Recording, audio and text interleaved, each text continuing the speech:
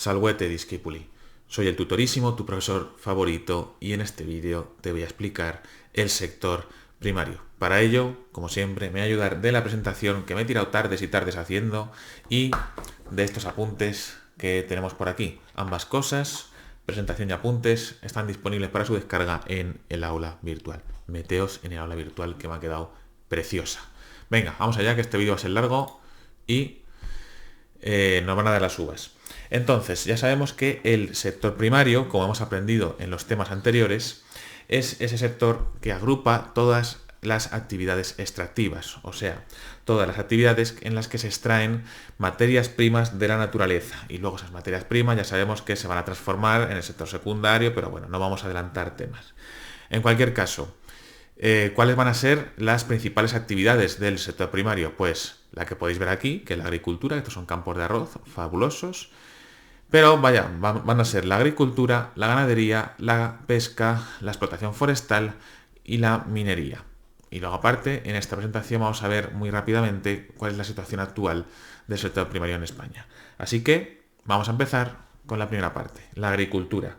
¿Qué es la agricultura? Pues la agricultura no es otra cosa que todas aquellas técnicas relacionadas con el cultivo de la tierra. Ya está, o sea, todas las actividades y todas las técnicas y conocimientos que se conocen desde hace pues desde que se inventó la agricultura hace 10.000 años, pues todo ello, que se sigue utilizando hoy en día, todo ello es la agricultura. ¿Para qué se usa la agricultura? Para obtener productos vegetales, porque lo que cultivamos son plantas. Y principalmente lo que se obtiene son alimentos, si bien no es lo único. Vamos a ver cuáles son las características de la agricultura.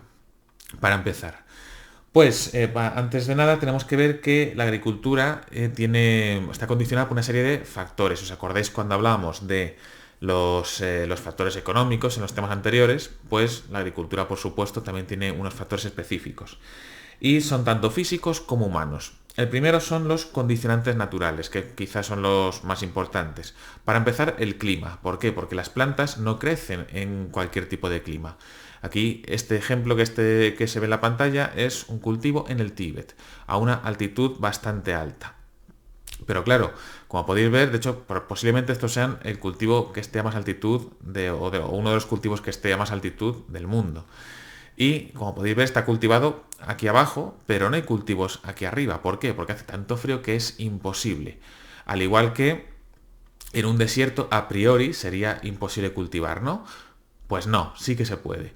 Ahora bien, aquí tenemos que hay que forzar, digamos, a la naturaleza de una manera bastante bestia, ¿no? O sea, hay que hacer una inversión tecnológica bastante grande. Pero de manera natural no crece vegetación en este tipo de áreas con climas extremos. Por lo tanto, con esto, ¿a qué queremos llegar? A que las plantas necesitan además cada especie que se cultiva tiene unas condiciones específicas para su desarrollo. O sea, cada planta necesita unas condiciones de humedad y de temperatura adecuadas para que se pueda desarrollar. Y si no, pues no crece. Por tanto, el clima va a condicionar la agricultura. ¿Qué más cosas? El relieve. No es lo mismo cultivar en esta zona que estáis viendo en la foto, que es una llanura inmensa, plana, en la que la planta no va a tener problemas para crecer y en la que además se va a poder utilizar todo tipo de maquinaria sin ningún tipo de problema. No es lo mismo cultivar aquí que en la loma de una montaña, ¿no? O sea, en la ladera, perdón, de una montaña. ¿Por qué? Pues porque te caes, ¿no? Sin embargo, sí que es cierto que, nuevamente, yo siempre os enseño fotos extremas, se puede llegar a modificar la naturaleza de manera que se pueda cultivar hasta en pendientes tan inclinadas como las que estáis viendo en este valle, que son terrazas de arroz en Vietnam. En cualquier caso, siempre vamos a preferir un terreno plano antes que, de hecho aquí lo que estamos haciendo es aplanar la montaña. Siempre la agricultura va a preferir un terreno plano a un terreno en pendiente o escarpado. Y luego, por último, el suelo, porque claro, las plantas enraizan en el suelo y no todos los suelos son igual de fértiles. Por ejemplo, aquí estos dos suelos de la derecha son bastante más fértiles que los suelos de la izquierda. ¿Quiere decir eso pues que no pueden crecer aquí las plantas? Por supuesto que crecen, sin embargo, el rendimiento que vamos a tener no va a ser el mismo. Y entonces siempre las zonas con más productividad agrícola son aquellas que disponen de suelos más fértiles. Aparte de ello, tenemos otro factor nuevo, ya salimos de los condicionantes naturales o de las condiciones naturales, que es el aumento de la población. ¿Esto qué quiere decir? Que a mayor población haya, a esa población hay que darla de comer. Por lo tanto, el hecho de que crezca la población hace que sea necesario aumentar el rendimiento agrícola. Y luego, aparte, esa población necesita de un lugar donde vivir y esas parcelas, porque por ejemplo ocupa esta ciudad, son parcelas que no se están utilizando para cultivar. Por lo tanto, el aumento de la población va a condicionar también la actividad agrícola. Otra cosa que también la condiciona es la política agraria, o sea, qué acciones lleva a cabo los gobiernos a la hora de promocionar o desincentivar la agricultura. Bueno, pues esto lo hacen los gobiernos, por ejemplo, que es la foto, que es el Ministerio de Agricultura de España, que está en Atocha. Esto lo hacen o bien mediante subvenciones, si lo que quiere es promover cierto tipo de cultivos, o bien mediante aranceles o impuestos a aquellos cultivos o aquellas actividades que quiera desincentivar. Y, por último, tenemos los medios técnicos, o sea, el nivel tecnológico y el nivel de aparejo del que se tenga, o sea, que esté disponible. Porque, por ejemplo, estas dos fotografías son idénticas, o sea, lo que es la acción que se está llevando a cabo es la cosecha del algodón. Sin embargo, no es lo mismo hacerlo con una sola persona, con esta máquina que te cosecha todo este campo en un periquete, que hacerlo de la manera tradicional, o sea, a mano y con tijeras, con tijera de podar, que pues a lo mejor estas tres señoras se pueden tirar 3 meses para cultivar todo este campo. Por lo tanto, los medios técnicos de los que se disponga, fundamentalmente la maquinaria, también va a condicionar la actividad. Y por último, el destino de las cosechas, ya que la cosecha el producto final, sobre todo los alimentos, se pueden destinar o bien para el autoconsumo, que aquí os he puesto la típica huertita que tiene uno en casa, si bien el autoconsumo en el mundo es fundamentalmente la agricultura de los países pobres, o bien si el destino de las cosechas es la venta, o sea, es el mercado, que esto ocurre en la agricultura mercado, que lo veremos un poquito más adelante. Y con esto terminamos lo que serían los factores físicos y humanos. ¿Cuáles son los productos agrícolas que más se cultivan? Esto ya a modo de curiosidad más bien, que sepáis que son, es el azúcar de caña. Ahora bien, si los tomamos como un conjunto, las especies agrícolas que más se cultivan son los cereales, ¿no? Porque son los que nos aportan mayor nivel de calorías. Y luego aparte son los que crecen en mejores condiciones, ¿no? O en más diversidad de climas. Pues por ejemplo tenemos aquí, si sale el ratón, aquí el maíz, el arroz, el trigo, la soja, la cebada, etc. Si lo tomamos como un todo, lo que más se cultiva en el mundo son los cereales. Y para que veáis, pues más o menos cuáles son las zonas en las que más se cultiva cereales. Estas zonas no son las únicas en las que se cultiva cereales, pero sí que son las zonas en las que más productividad hay en el mundo. Y aquí se viene la galería fotográfica de especies agrícolas que seguramente no sepáis cuál es su aspecto, ¿no? Sabéis cómo es cuando las compras, pero no cómo es la planta. Así que sin ir más lejos, avena, arroz, café y té. Sí, el café es así, os lo aseguro.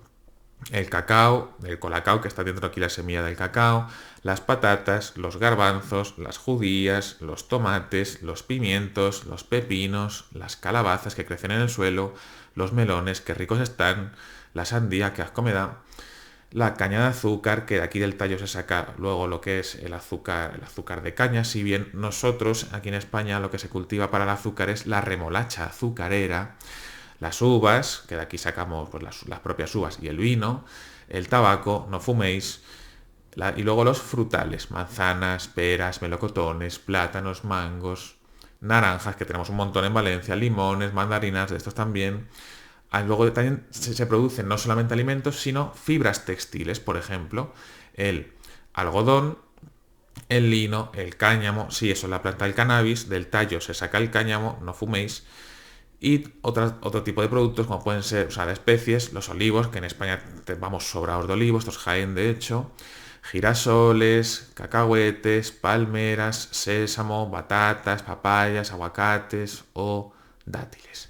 Y aquí tenéis el resumen de lo que hemos visto hasta ahora. Si necesitáis leerlo, pues pausáis el vídeo, que yo tiro para adelante. Lo siguiente que vamos a ver son los paisajes agrarios. ¿Por qué? Porque un paisaje agrario no es otra cosa que un paisaje natural que ha sido modificado por la actividad agraria. Y en función de cómo se modifique, pues podemos clasificar los paisajes agrarios de diferentes maneras o atendiendo a diferentes elementos. Por ejemplo, si los clasificamos atendiendo al tipo de poblamiento, podemos ver que existe poblamiento concentrado si las casas están todas muy juntas. Aquí os he puesto una foto de un pueblo de la India, pero vamos, esto en cualquier pueblo de la Mancha lo puedes ver. Mientras que si las casas o las viviendas están separadas, hablamos del poblamiento disperso. Esto es una foto, por ejemplo, de la Huerta Valenciana. Si digamos que hay una mezcla entre poblamiento concentrado y disperso, se denomina poblamiento intercalar. Después podemos clasificar los campos, los paisajes agrarios, perdón, en función de las parcelas. Las parcelas, que no es otra cosa que el terreno en el que se divide el suelo agrario, se pueden diferenciar por las dimensiones, si son pequeñas minifundios, si son grandes latifundios, la forma de regular o irregular y los límites si son cerradas o abiertas.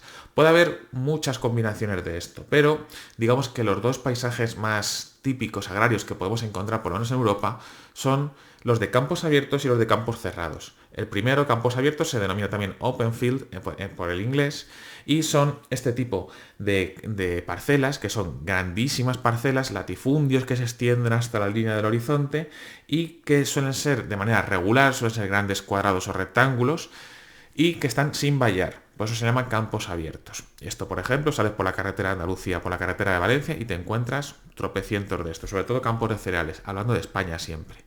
Por otro lado, otro tipo de paisaje también muy típico es el bocaje o campos cerrados, que suelen ser parcelas pequeñas, como podéis ver aquí, que son minifundios, de forma irregular, porque aquí por lo general se suelen aproximar a un cuadrado, pero también tenemos rectángulos raros, esto que parece una especie de trapecio, esto es un pentágono así un poco deformado, etc.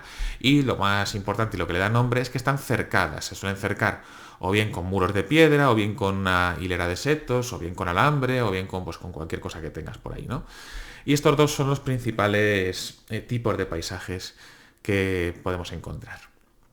Después podemos clasificar los paisajes agrarios en función de los sistemas de cultivo. Y luego los sistemas de cultivo son muy variados, pero por lo general, si se cultiva más de una especie se denomina policultivo, por ejemplo esto de aquí, y si se cultiva una única especie, por ejemplo estos olivos de Jaén, que en Jaén solo se cultivan olivos, se le denomina monocultivo. Después, en función del sistema de riego, tenemos cultivos de secano y de regadío. Los cultivos de secano, por ejemplo el trigo y los cereales que tenéis aquí, solo necesitan el agua de lluvia, o sea, no necesitan ser regados para que crezcan y desarrollen y den la semilla. Sin embargo, hay otros cultivos que sí que necesitan ser regados y son, por ejemplo, las hortalizas o las frutas, y esos cultivos se denominan de regadío. Y aquí esta es una foto de satélite de una zona de Kentucky, si no recuerdo mal, en la que son todo parcelas de regadío. Si veis estos redondeles así que se ven muchas veces en fotos de satélite, se debe a que son parcelas que se riegan desde un punto central y este tipo de mangueras, o la verdad es que no sé cómo se llama esto, pero bueno, sistema de riego, pues se va desplazando y va regando todos los cultivos. Y luego, según el aprovechamiento del suelo agrícola, tenemos un paisaje agrario intensivo en el cual, a costa de una gran inversión y en un terreno relativamente reducido, se intenta obtener la máxima rentabilidad posible. Aquí se puede ver, por ejemplo, en que en este parcela, que no es excesivamente grande, se ha dado una gran inversión de capital, sobre todo para montar este gran invernadero con estos sistemas de riego y demás, pero a cambio ¿qué? Esto lo que haces es que creas unas condiciones climáticas muy específicas que hacen que la planta se desarrolle al máximo, por lo tanto vas a tener un gran beneficio. Por otro lado, tenemos los cultivos extensivos en los cuales se cultiva de manera muy barata, pero claro, ¿qué es lo que se hace? Se cultiva en inmensas cantidades, o sea, digamos, el beneficio se obtiene de cultivar una extensa cantidad de terreno. Por eso se denomina cultivo extensivo. A lo mejor cada parcelita, cada pequeño cuadradito de este cultivo vale muy poco, pero claro, si lo multiplicas por 100.000, ahí ya sí que estás obteniendo un gran rendimiento. Y estas son las grandes diferencias en cómo aproveches el suelo. Si en poco inviertes mucho o si en mucho inviertes poco. Intensivo y extensivo respectivamente. Y aquí tenéis el resumen. Seguimos con los sistemas agrarios. Los sistemas agrarios vienen a ser la manera, el método por el cual se desarrollan la agricultura en diferentes partes del mundo. Y distinguimos dos grandes sistemas. Los primeros, la agricultura tradicional o de subsistencia, que tienen unas características comunes, ¿no? Que son los agricultores producen para alimentarse ellos mismos, o sea, es una agricultura de subsistencia porque se cultiva para sobrevivir.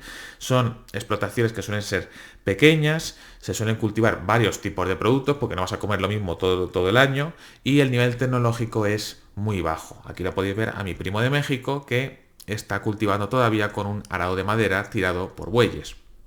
Y este tipo de agricultura se da sobre todo en zonas poco desarrolladas. Dentro de este tipo de agricultura podemos distinguir varios subtipos, y por ejemplo aquí tenemos la agricultura de rozas, que también se le llama itinerante, y que consiste, bueno, se da en zonas de selva, zonas tropicales, y consiste en despejar una zona de la selva, la talas, se quema y con esas cenizas fertilizan el suelo y sobre ella se cultiva. Aquí lo podéis ver, que esta zona se ha despejado, aunque quedan todavía tocones que están calcinados, y con las cenizas, en el suelo con cenizas se ha cultivado, ¿no? Entonces, este cultivo a lo mejor dura un par de años o 3, pero claro, el suelo se agota y los agricultores tienen que desplazarse a otro lugar. Entonces se desplazan y repiten el proceso nuevamente. Por eso se le llama agricultura itinerante. Después tenemos la agricultura extensiva de secano, que no es otra cosa que la agricultura tradicional de toda la vida, a pequeña escala, y que se caracteriza por, aunque aquí no se ve, por la rotación de cultivos, ¿no? Esto lo vimos en segundo de la ESO, ¿no? Que se cultiva, se divide la rotación de cultivos más básica, es dividir el campo en 3 partes. En una se cultiva cereal, en otra se cultiva alguna legumbre que no agota el suelo, y la tercera se deja sin cultivar, o sea, en barbecho. Pues esto se sigue utilizando en zonas de agricultura de subsistencia, zonas pobres, y esto se le llama pues agricultura extensiva de secano, que es la agricultura de toda la vida. Y por último, otra agricultura muy extendida, esta sí, es la agricultura irrigada del arroz, que se da en zonas de clima monzónico, o sea, sur-sureste de Asia, India, China y la península indochina. Y esto se debe a que son áreas en las que llueve mucho y el arroz, que no agota el suelo y que se cultiva bajo el agua,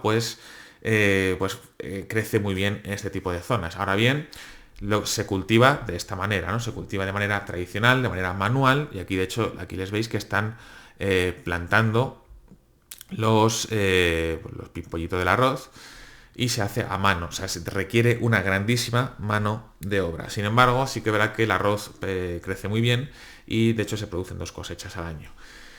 Y esto sería por la agricultura de subsistencia. Luego tenemos la agricultura moderna, o agricultura industrial, o agricultura de mercado, en la cual lo que se busca es la máxima productividad para obtener el máximo rendimiento económico posible. Y para ello no se escatima en hacer inversiones de capital, o sea, en invertir en tecnología, en maquinaria, en productos químicos, en seleccionar semillas, etcétera, etcétera. Aquí, por ejemplo, podéis ver la maquinaria. ¿Os acordáis de las señoras antes que estaban cultivando el algodón? Pues imagínate como lo que van a tardar estas cosechadoras en zamparse todo este campo de trigo. Y dentro de esta agricultura de mercado, pues dentro de ese nivel tecnológico tenemos la maquinaria que os acabo de enseñar, o tenemos las estructuras o los sistemas de riego, que también son muy modernos. Por ejemplo, este invernadero es automático, se va desplazando estos aspersores a lo largo de todo el invernadero, y esto a lo mejor lo está controlando un pollo a 40 kilómetros de ahí con el móvil. Y también incluso hemos hablado de la selección de semillas. Esto es arroz transgénico. Se modifica el genoma de las plantas para, pues en este caso, hacerlas, por ejemplo, inmunes a ciertas enfermedades. Con lo cual te ahorras en fertilizante. Y dentro de esta agricultura de mercado tenemos también una serie de subtipos. Tenemos agricultura cerealista extensiva, que esta es similar a la anterior, pero a la que hemos hablado de la tradicional, pero esto se hace a lo bestia. O sea, se hace en campos inmensos de cereales que se cultivan exclusivamente mediante maquinaria. Son campos, una agricultura muy extremadamente mecanizada, y se da sobre todo en las grandes llanuras de Estados Unidos o de Australia, por ejemplo. Después tenemos la agricultura de plantaciones. Una plantación es otra cosa que un monocultivo de una planta exótica, ¿no? En este caso, esto es té. Esto se da sobre todo en zonas tropicales y las plantaciones se suelen dedicar exclusivamente a la exportación, o sea, no es para autoconsumo, sino estas extensísimas tierras de cultivo se utilizan, o sea, su producto va a la venta. Y además están muy tecnificadas. Y luego, por último, el tercero sería la agricultura mediterránea moderna, que esto lo tenemos en España, que es ese tipo de agricultura basada en los cultivos de regadío, fundamentalmente frutas y hortalizas, y que ¿por qué se cultiva esto? Porque son bastante más rentables que los de secano y es los que se suele usar sobre todo invernaderos. Aquí podéis ver, por ejemplo, el famoso mar de plástico de Almería, que es todo un cabo que está cubierto, pero cubierto totalmente de plástico. De hecho, aquí lo veis, una foto de Google Maps que está absolutamente cubierto de plástico e incluso se puede ver, aquí lo podéis ver, desde el espacio. Esto es una foto hecha desde, si no me equivoco, desde la Estación Espacial Internacional. Así pues, aquí tenéis los diferentes tipos de agricultura, tanto de subsistencia como de mercado, y cuál es su distribución en el mundo. Cuadrito a resumen, ya sabéis, podéis parar el vídeo si queréis para verlo, y si no, pues tenéis la presentación. Y vamos a seguir ahora con la ganadería, con los animalitos. ¿Qué es la ganadería? No es otra cosa que la cría de animales domésticos para su explotación. ¿Y para qué se crían los animales domésticos? Para obtener diversos tipos de productos. Fundamentalmente, nuevamente, productos alimenticios, pues carne, leche, huevos, etcétera, pero también otros, ¿vale? Como ya veremos. Entonces, la ganadería también tenemos dos sistemas diferentes de ganaderos, que son el tradicional y el moderno. En el tradicional se utiliza se crían estos animales para el autoconsumo, ¿no? Por ejemplo, la típica granja familiar, que yo creo que todos tenemos en mente, ¿no? Una casa en un pueblo que detrás tiene un pequeño establo, un pequeño corral, ¿no? En el que se crían unas pocas gallinas, a lo mejor tienes una vaca, un par de ovejas, y todo eso lo utiliza el granjero, o lo utiliza el granjero, o la persona que vive ahí, para su autoconsumo. O sea, pues los huevos los usa para comer, para hacerse sus huevos fritos o sus tortillas, o usa las ovejas, consigue la leche para hacer queso, si tiene una vaca consigue la leche para bebérsela, etcétera, etcétera.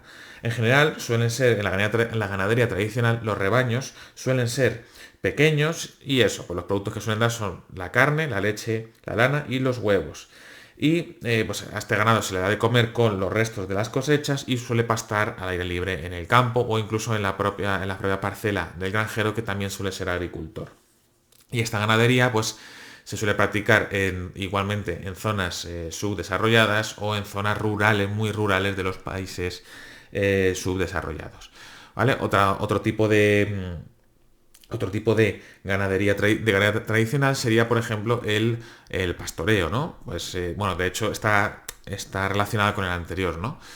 En el que los animales pastan libremente, por ejemplo, estas ovejitas en los prados. Y de hecho hay un tipo de este tipo de ganadería típico de España, que es la ganadería transhumante, que es aquella que migra o que se desplaza con las estaciones. En el caso de España, en verano se va al norte, que se está más fresco, y en invierno se van al sur, que se está más a gusto, se estaba más al calorcete. Y esto lo hacían, se hace sobre todo con las ovejas en Castilla, porque Castilla es una nación, no, Castilla no es una nación, Dios mío, digamos, es una región ovina de toda la vida, las churras y las merinas, y se desplaza por las cañadas reales. Esto lo habéis visto en segundo de la ESO, supuestamente, ¿no? Cuando se habla de la Edad Media y de la Mesta, pero aquí os he traído unas cuantas fotitos. En concreto esta de la fiesta de la transhumancia en Madrid, en el cual las ovejitas pues pasean por las calles. Después tenemos la ganadería comercial, que como todo el mundo os imagináis, es esa ganadería en la que se invierte gran cantidad de dinero, hay un alto nivel tecnológico, tiene unas instalaciones modernas, por lo general, ojo, y sobre todo en la que su producción va destinada a la venta y a la obtención del mayor rendimiento económico posible. Y para ello, pues se utilizan pues máquinas automáticas, sobre todo para la extracción de leche, por ejemplo, se utilizan piensos específicos, se utiliza incluso también selección de razas genéticas, etcétera, etcétera. Hay dos tipos, está la ganadería extensiva, que esta puede recordar un poco también a la ganadería tradicional. Esto vuelve a ser lo mismo, es ganadería que, digamos, entre comillas, tradicional, que pasta libremente. Sin embargo, los rebaños son excesivamente grandes, son enormes y para ello se requiere poca mano de obra, son relativamente baratos de mantener y por eso lo que se hace es tener unos rebaños inmensos. Por eso se llama ganadería extensiva. Sin embargo, la ganadería que a nosotros aquí nos interesa es la ganadería intensiva, la que se lleva a cabo en granjas industriales, las cuales necesitan, o sea, son explotaciones muy especializadas y sobre todo cuesta mucho dinero. O sea, construir esta instalación ha requerido una gran inversión inicial de capital. ¿Qué es lo que ocurre? Que esta inversión de capital se va a amortizar bastante pronto. Y dentro de estas granjas, ¿no? Lo que se hace es que se recrean las condiciones necesarias o las condiciones de, pues, sobre todo temperatura, luz y humedad climáticas necesarias para que el ganado pues o bien engorde o bien produzca lo que quiere el agricultor. Perdón, el ganadero. Entonces, ¿qué es lo que se suele hacer? Bueno, aquí tenemos ganado bovino. Recuerden, bovinos son vacas, de las vacas que se obtiene carne, leche y la piel con la que se hace el cuero. Y se hace así, o sea, no tienes a un señor tirando de las ubres, sino que tienes esta especie de aspiradoras que lo que te hacen es que te ordeñan a la vaca sola. Y bueno, por supuesto, la carne, riquísimo esto, va a ser filetazos que van a salir de aquí, madre mía, qué fresco. Luego tenemos la ganadería ovina, que es la de las ovejas. De las ovejas fundamentalmente se saca la leche, como podéis ver aquí, y la lana que se consigue esquilándolas, o sea, pelándolas, básicamente, cortándolas el pelo. También tenemos los gorrinos, o sea, los cerdos, que es la ganadería porcina. Del cerdo sobre todo se consigue pues, su carne, ¿no? El jamón, el embutido, etc. Tenemos las cabras, que es la ganadería caprina, fundamentalmente la leche, aunque también la carne.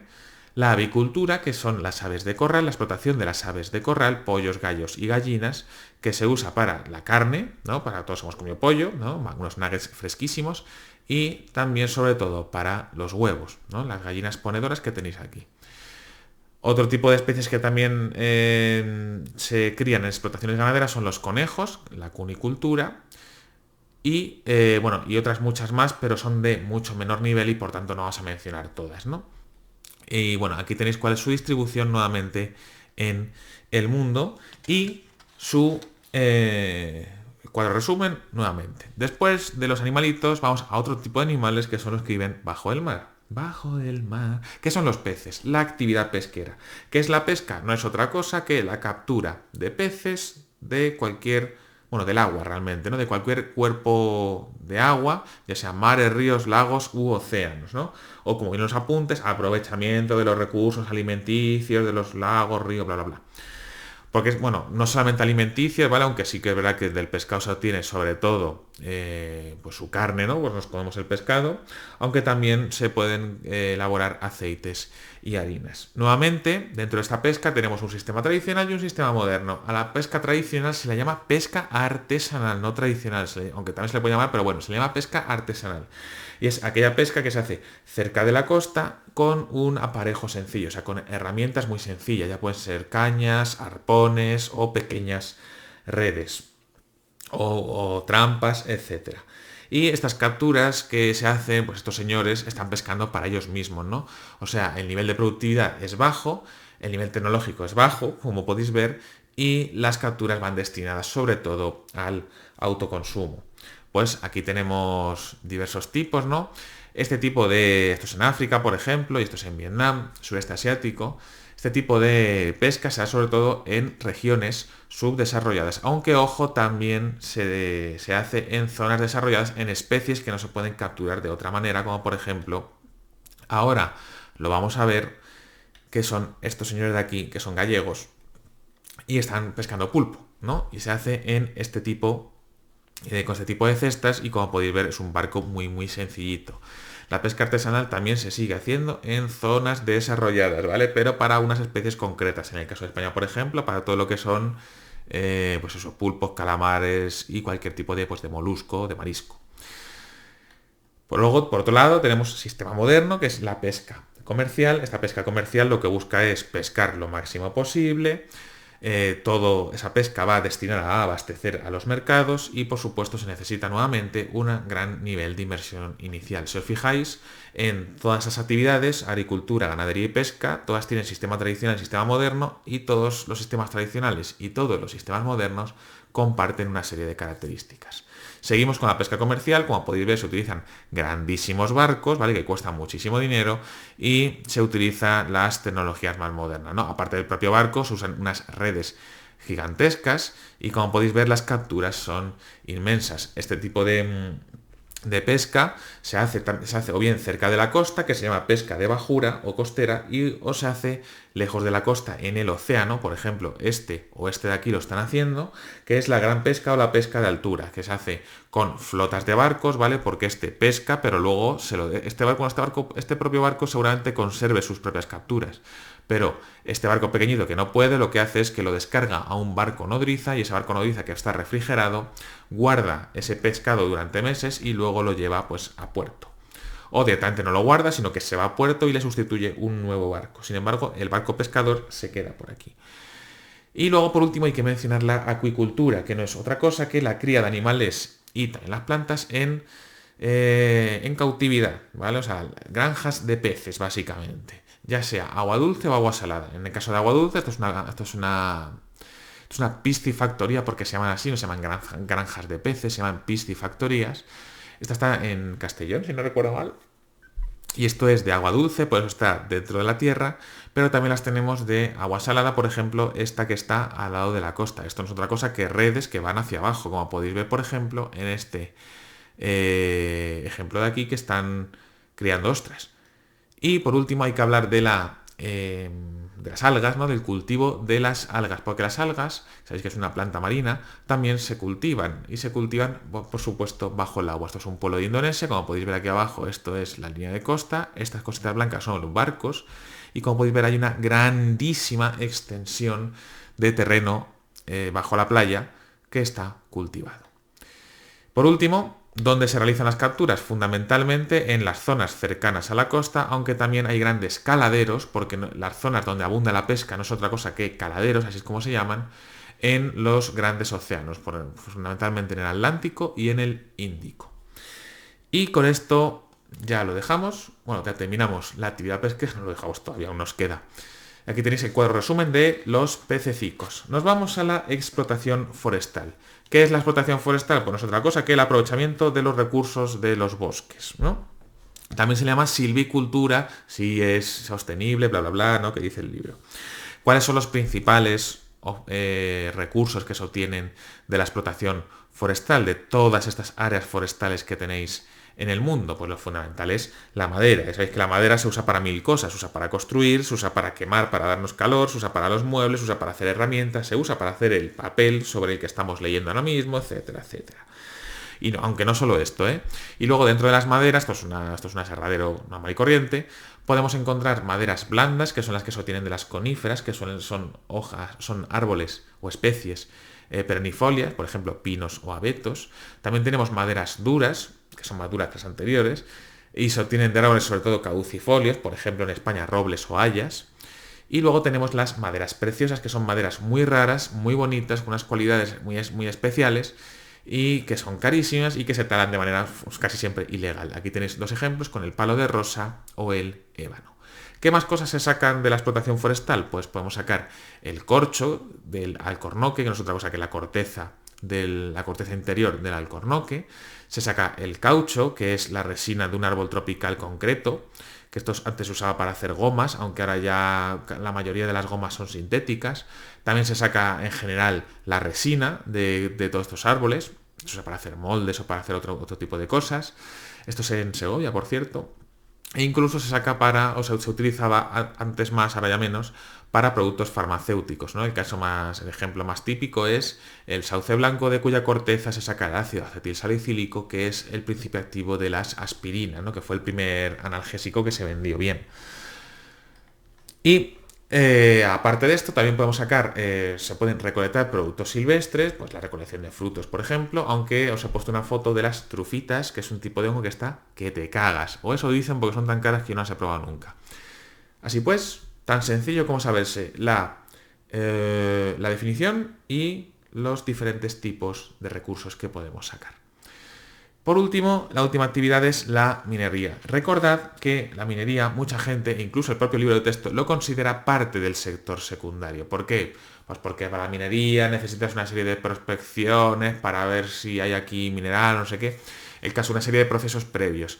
Sin embargo, yo considero que está mejor incluida en el sector primario. Bueno, es la minería lo que es metálica y no metálica, no la de no la extracción de recursos energéticos, sino la minería pues eso, de minerales, vaya. Y por eso la he puesto aquí, ¿vale? Pero lo podéis encontrar en muchos casos en el sector secundario. Que la minería no es otra cosa que la extracción de materias primas de origen de mineral de bajo la corteza de la tierra, de debajo de la corteza de la tierra. Y dentro de esta minería podemos encontrar dos tipos de minas. Bueno, esto evidentemente se saca mediante minas. Y, o sea, las explotaciones se llaman minas y en los lugares donde abunda el mineral se llama yacimientos, y estas minas pueden ser a cielo abierto si están cerca de la superficie, por lo tanto se hace simplemente un agujero en la corteza, o bien si están lejos de la superficie se llega a ellas a través de túneles y galerías y la mina se le llama subterránea. ¿Qué tipos de productos podemos sacar aquí? Podemos distinguir entre minería metálica y no metálica. Dentro de la minería metálica se pueden extraer los metales. Se extraen los metales, evidentemente. Metales hay mogollón. Si os sabéis la tabla periódica, pues sabéis que hay mucho, ¿no? ¿Cuáles son los que más se usan? Pues el hierro, el cobre, sobre todo para el hierro para los forjados, por ejemplo, el cobre para el cableado eléctrico. Y luego también tenemos una serie de metales que son los metales preciosos, oro, plata y platino, que son muy valiosos. Y bueno, el oro pues no hay más que decirlo, ¿no? Aparte de no solamente la joyería, sino por su propio valor intrínseco. Y bueno, el oro que sepáis que aparece así. Y luego tenemos también dentro de estos metales tenemos los metales que son, los minerales que son estratégicos, que son aquellos que se utilizan para algunas industrias concretas. Pues silicio, el cromo, el vanadio, para los microprocesadores o la alta tecnología. Pero yo os he puesto el ejemplo del uranio, que es ese mineral radiactivo, que lo que hace es el que, digamos, hace funcionar las centrales nucleares, que además el uranio natural es así, de este color así amarillento, ¿no? O ocre.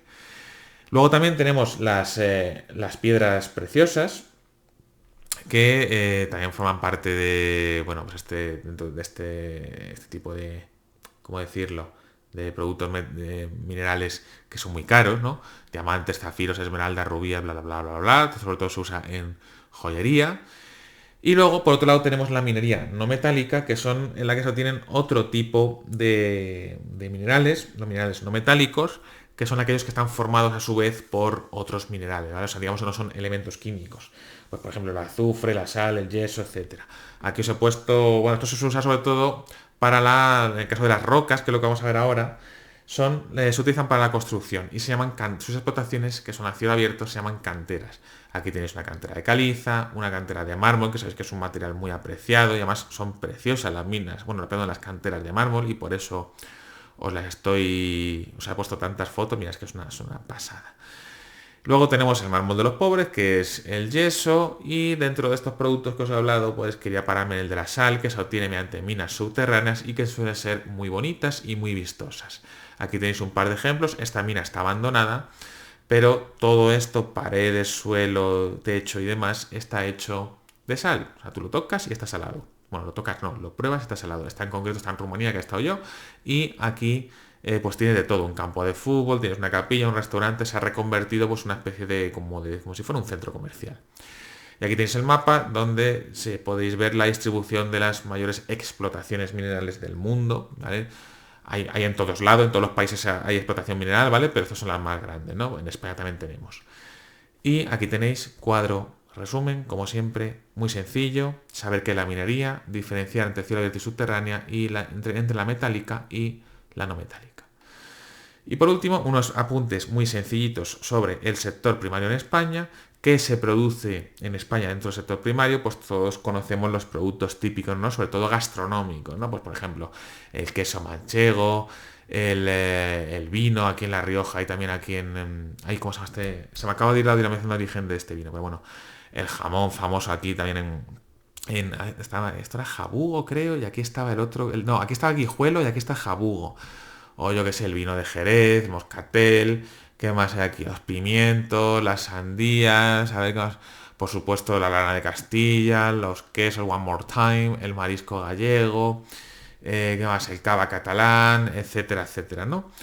Y podemos ver que en agricultura, por lo general, la mitad sur de la península son grandes latifundios, mientras que en la mitad norte suelen predominar más el minifundio. ¿Qué es lo que más se cultiva en España? Bueno, pues todo esto, se cultiva de todo, pero lo fundamental es la trilogía mediterránea, que viene determinada por nuestro clima mediterráneo. Trigo, vid y olivo. Aparte de eso, también destacan frutos secos, girasoles, leguminosas y frutales y hortalizas, sobre todo en la zona costera mediterránea, ¿no? Y aquí lo tenéis, más o menos, la tablita. Esto es la trilogía mediterránea.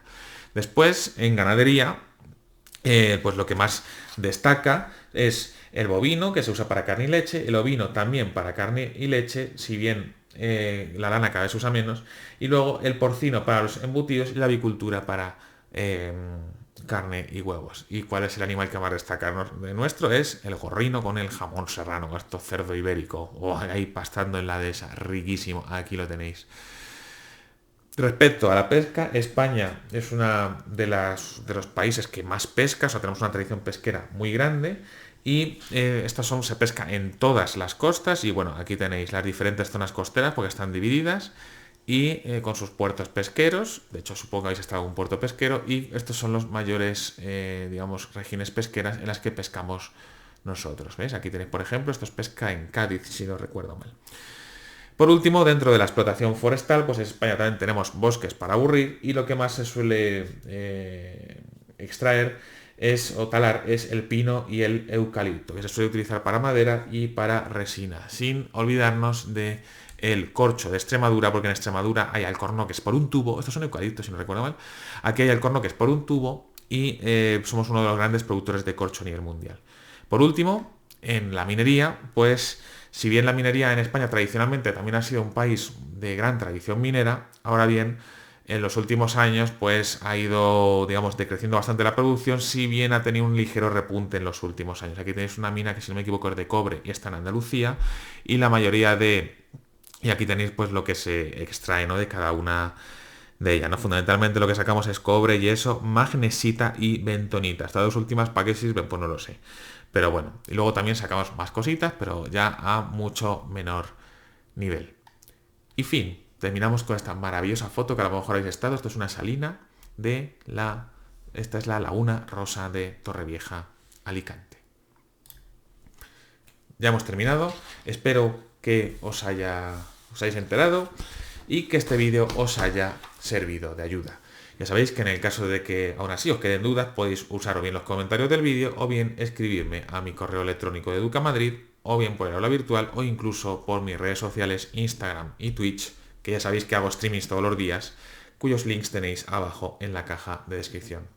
Muchas gracias por haberte tragado los 42 minutazos de este vídeo y nos vemos en el próximo. Adiós.